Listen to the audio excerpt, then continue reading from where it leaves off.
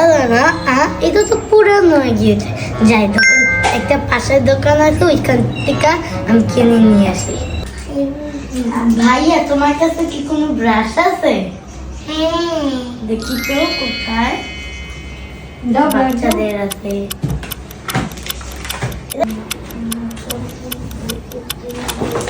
এটা আমি তো বড়ই। এটা কত দাম ভাইয়া? 10 টাকা। 10 টাকা? হ্যাঁ। তোমার টাকা দেবে। ভাইয়া, আমি তো টাকা আনিনি, তোমাকে আমি কালকে টাকা দিয়ে দেবো, ঠিক আছে?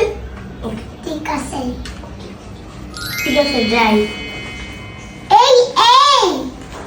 আমি তো একটা ব্রাশ পেয়ে গেছি, এটা দিয়ে আজকে আমি আমার বাবা মাকে দেব, আর আমি একটা ব্রাশ করবো। আমরা তো 3 জনই।